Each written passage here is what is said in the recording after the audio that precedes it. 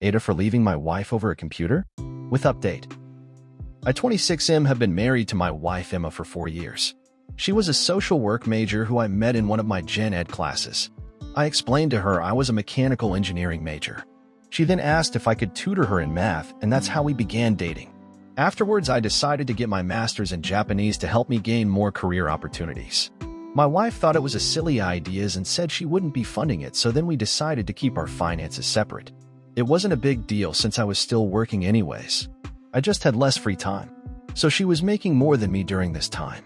It paid off, and I recently landed a high-paying job, and with that came more stress due to me having to travel to Japan often. I've really been wanting to get into gaming, so I invested in computer parts costing around $1,500. Once I took the parts out of the box, my wife noticed the receipt and asked how I could be so irresponsible with my money. She assumed I still made the same amount, but when I told her that I make triple that amount, she began giving me the silent treatment. During this time, I began to notice my things were going missing. I wanted to go fishing with some friends one time, and when I was looking for my rods, she must have noticed and said she had given them to her uncle. I told her not to take my stuff without asking, but didn't mind too much because they were old, so I just bought some more. Another time, I was about to go to the gym, and I was looking for my pre-workout. I always keep 3 jars. I luckily had a can of Monster, and that helped. I asked my wife when she got home from work, and she said she gave them to her cousin. I asked her to reimburse me because they cost $50 a jar. She said I make enough to replace them and just ignored me for the rest of the day. One day when she thought I was asleep, she was talking to someone on the phone explaining how she's going to move my parents into our house. She hadn't explained this to me. We only have 3 rooms. One is her office, one is my office/game room, and the other is our bedroom. She told the person on the phone, who I assume is her sister, that she's going to give my gaming setup to her brother to make room and that I'll get over it eventually. So today, I left work early to catch her in the middle of her plans. And when I walked in our apartment, her and her brother were then placing everything into a box. I asked what was going on, and my wife, whose face was pale, said she was cleaning when her brother came by. I asked him did he plan on taking my computer. Of course he denied. So I went in the room to get the iPad we share. And I looked through the texts on there, and it clearly shows my wife telling him when to pick it up and to deny that he had it. I told him to get out and asked her why does she think she's so entitled to my stuff. I have never yelled at her, and I guess this scared her because she began to cry. She ended up packing a bag and went to stay with her sister. While she was out, I picked up a lock for my office. Her sister texted me calling me an asshole. I'm beginning to think I could have handled this better. I'm looking for advice. Update: after about a week staying at her sister's house, Emma called me and asked if we could meet up. I agreed, and we met at a park. She apologized for everything and said she thought she was doing what was best for everybody. I asked what if I just gave her expensive makeup to my sister. She admitted that she would be upset. I then asked why did she think it would be any different for me. She didn't have a reason, and her sister told her how unfair she was being to me. We decided to give it another chance, and she moved back in. It was going good until she started moving her things into my office. I asked her what she was doing, and she explained how she needed the room for her parents. I told her no, and that's not happening. I grabbed her things and placed them back into her office. I told her that they could move in, but my space has to remain untouched. On top of that, we need to determine how bills are going to be paid because she called me a selfish jerk and then ran back to her sister's. I guess her sister told her she was being inconsiderate once again. And apparently they got into an argument because the sister refuses to take their parents in and said she's tired of hearing about her problems. I agree with her. Her sister has 4 kids.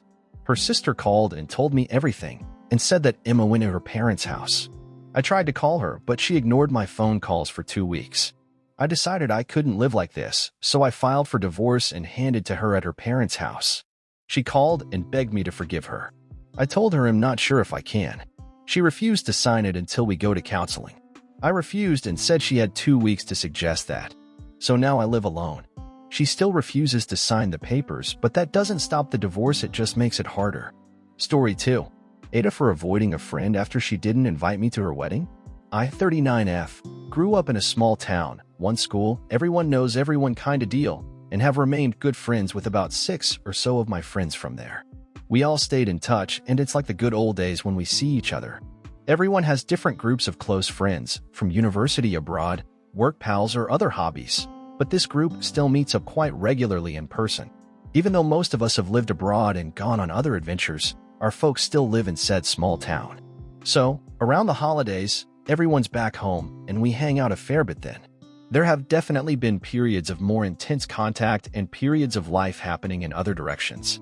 One of my oldest friends, L, also 39F, and I have been through some pretty intense times together. I helped her get out of a domestic abusive relationship while we were both living in different countries, mid-2000s, and I know some of her deepest secrets just like she knows many of mine. Fast forward to last year. My partner and I moved from a different country to the same city as Elle and her partner of 5 or so years.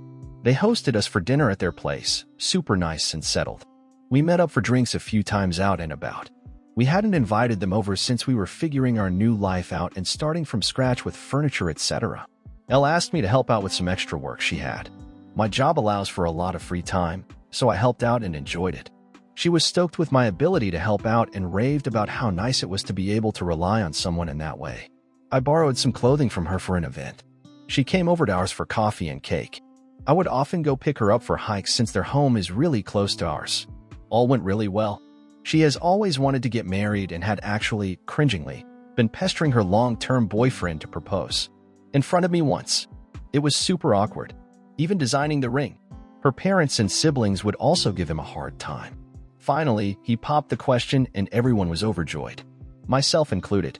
I took over a bottle of bubbly and we celebrated. A few weeks after the engagement, we received a digital invite to their engagement party. We got her a lovely wedding planner, a houseplant for the both of them, and a cigar for him. Attended the party and had a grand time.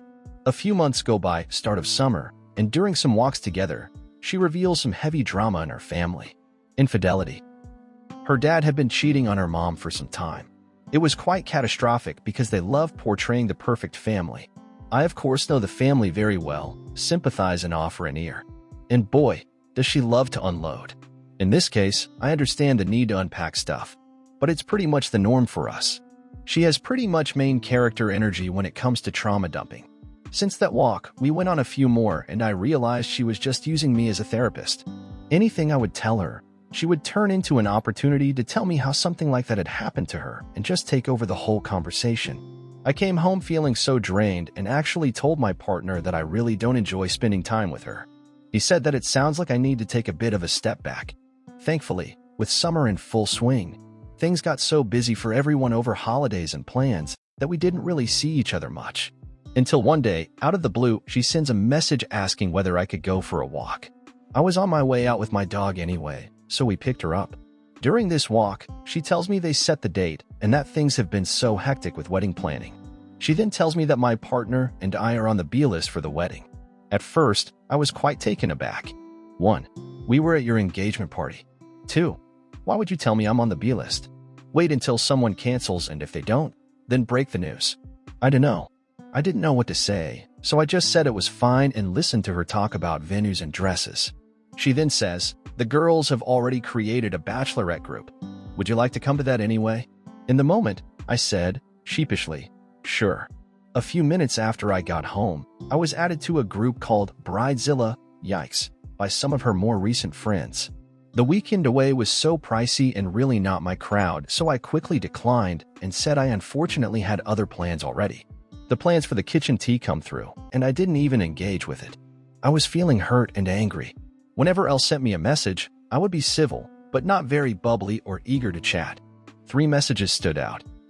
Dumping on me about how much she's struggling with seating arrangements. Letting me know that her and her mom are going to a dress fitting together. Asking me for a playlist to listen to while she gets ready with her bridesmaids. Because you always have such great playlists and this way, you'll be there in spirit. The wedding day came and went. Pretty much all of our friends from school went. People she worked with once or twice went. I sent her a message on the day wishing her a wonderful and memorable day, and the day after, I sent another message to say that I hope it was everything she had always dreamed of. She replied with, it was the best day, my favorite day ever, and 100 photos. Since then, she has sent me at least 5 messages along the lines of, how are you?